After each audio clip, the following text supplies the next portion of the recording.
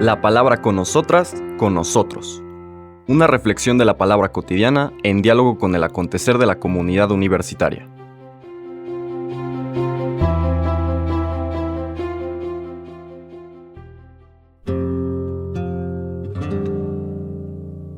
Hola, buenos días. Bienvenidas, bienvenidos a la palabra con nosotras, con nosotros. Hoy llegamos al miércoles 29 de noviembre de esta última semana del tiempo ordinario, semana 34, y la siguiente escena o la siguiente enseñanza del Señor, porque es parte de un discurso largo que empezamos a ver ayer, en esta invitación a estar preparados, preparadas siempre. El cristiano no piensa adivinar si al final del tiempo va a ser dentro de 3 años o en tal fecha porque tal cálculo, en fin.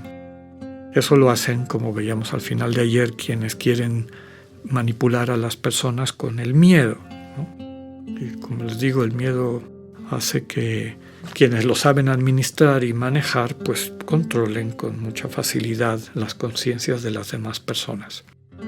Pero la historia ha demostrado que quien se abre finalmente a hacer silencio interior, quien se acerca, por ejemplo, al texto del Evangelio y lo saborea, lo deja que el misterio le sea transmitido por el Espíritu que trabaja en nuestros corazones.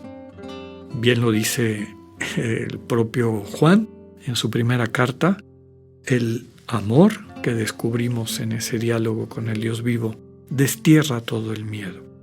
Y eso nos hace libres de todas esas manipulaciones y controles que la sociedad en sus distintas manifestaciones políticas, económicas y desde luego también religiosas ejercían sobre nosotras y nosotros. Quien descubre el amor, quien empieza a vivir una vida de comunión, de intimidad con Dios en el Señor Jesús, ya no tiene miedo. No tiene miedo. Lo que sustituye el miedo es este amor. Y un amor que nos acerca a nuestros hermanos y hermanas, a nuestros semejantes, y que nos lleva, nos orienta para contribuir en el proyecto de Dios. No tener miedo implica que, sin caer en ingenuidades o podemos decir en conflictos innecesarios, sí en ocasiones implica que expresemos nuestro punto de vista sobre cosas que no nos parece que tienen o que concuerdan con los valores que hemos aprendido del Señor Jesús, ¿no? Actitudes de discriminación, actitudes de juicio superficial, sumario de las personas, actitudes de separación entre los perfectos y los imperfectos, y sobre todo el desprecio de hermanos y hermanas, olvidando que todas y todos somos hijos e hijas de Dios. Cualquier tipo de esta práctica, discurso, estructura, manera de entender el mundo, a un cristiano le duele. A un cristiano finalmente también le indigna, porque no solamente le duele la situación que le causa a quienes la sufre, pues sino también el que permanentemente se siga teniendo este tipo de actitudes, y peor todavía cuando se hacen en el nombre de Dios, ¿no? Entonces es natural que pues hablemos y digamos, pues a mí eso no me parece muy cristiano, a mí me parece que podemos tener una manera diferente de organizarnos, de reunirnos, de celebrar nuestra fe, de demostrar que realmente vivimos en intimidad y en comunión con Dios. Y eso tiene mucho que ver con lo que Pablo, en su carta a los Gálatas, en el capítulo 5, describe como los frutos del Espíritu, que es esta amabilidad, alegría, disposición, tolerancia, dominio de sí, es decir, mansedumbre, en fin, ¿no? Y por otro lado pone las obras de la carne para entender lo que no es de Dios. Y que más allá de los discursos y de las apariencias, etc., quien irradia los frutos del Espíritu vive unido a Dios. así sea cristiano, budista, judío, musulmán o ateo. Quien tiene esas actitudes, quien vive desde su corazón así, quiere decir que está en comunión con el Dios vivo. Y quien no las vive, y finalmente quien más bien lo que presenta son las obras de la carne, como lo describe ahí Pablo, de envidia, de odio, de divisiones, de fragmentaciones, etc., independientemente del discurso y de cómo se presente, no vive en comunión con Dios. Cuando, expresamos estas convicciones y demás, es natural que, sobre todo a quien ha puesto su seguridad en esa manera de entender a Dios y la religión, se enoje, porque estamos tocando algo que le es muy importante. La religión normalmente es el centro de la identidad de la mayor parte de las personas. La religión confesional, pero también otro tipo de religiones, como puede ser la ciencia, como puede ser la economía. Cuando hablamos de religión estamos hablando de lo que le da sentido a la vida de las personas. Y por eso cuando alguien cuestiona, se sienten atacados personalmente. De eso habla el Evangelio de hoy, los versículos 12 al 19 de este capítulo 21. En aquel tiempo Jesús dijo a sus discípulos: los perseguirán y los apresarán, los llevarán a los tribunales y a la cárcel, y los harán comparecer ante reyes y gobernadores por causa mía. Con esto ustedes darán testimonio de mí.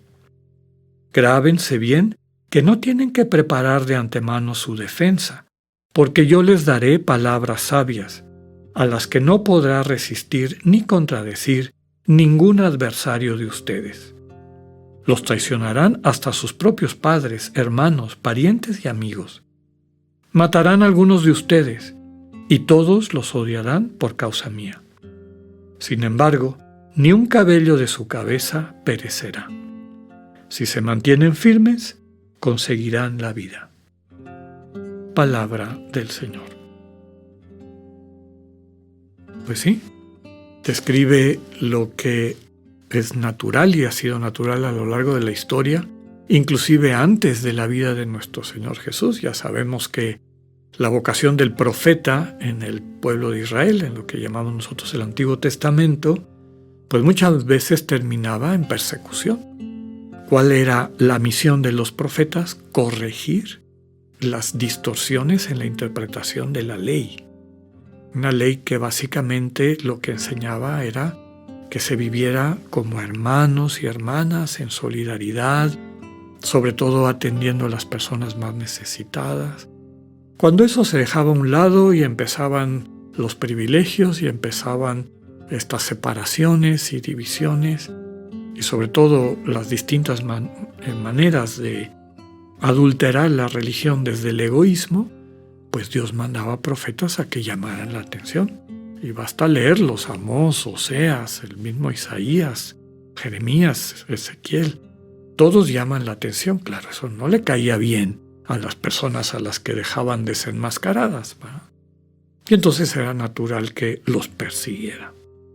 Pues lo mismo pasa a todas y a todos quienes quieren ser fieles a Dios, que implica ser fieles a sus conciencias, y al haber descubierto lo diferente que es la vida cuando tenemos esta relación de cercanía, intimidad con un Dios que se manifiesta así, como un Padre amoroso, y contrastan esto con la propia experiencia que antes habían tenido en otro tipo de propuestas religiosas, o ven las propuestas religiosas con las que se conviven en su cotidianidad, pues no se caen calladas, sino que manifiestan pues todo lo que hay de mentira en eso, y es, como les decía, natural que empiezan a venir este tipo de persecuciones, hasta el grado de dividir a las familias, porque pues no hay ninguna garantía de que siendo de la misma sangre, pues todos pensemos igual. Entonces,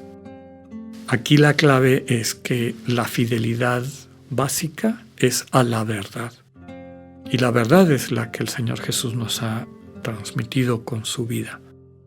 Que Dios no es estas imágenes propias de nuestro ego que lo proyecta como este Dios que es como un rey a la manera humana, pero grandotote, pero igual de caprichudo y vengativo y demás, sino que Dios se ha presentado como un Padre amoroso que sirve, que es cercano, que es humilde, que finalmente el poder grande que tiene es transmitirnos la vida eterna, y eso solo se puede hacer a través del amor.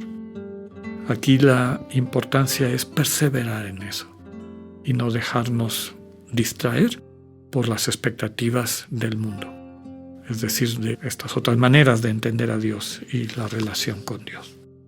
Pues que nos sirva este discurso del final de los tiempos para revisar nuestras vidas y para vivirlas en fidelidad a lo que nos enseña el Evangelio.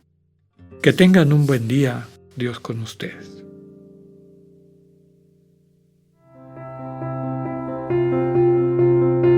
Acabamos de escuchar el mensaje del Padre Alexander Satirka.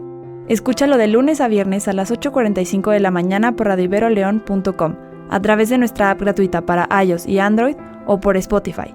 Esta es una producción de Radio Ibero León en colaboración con el ITESO, Universidad Jesuita de Guadalajara.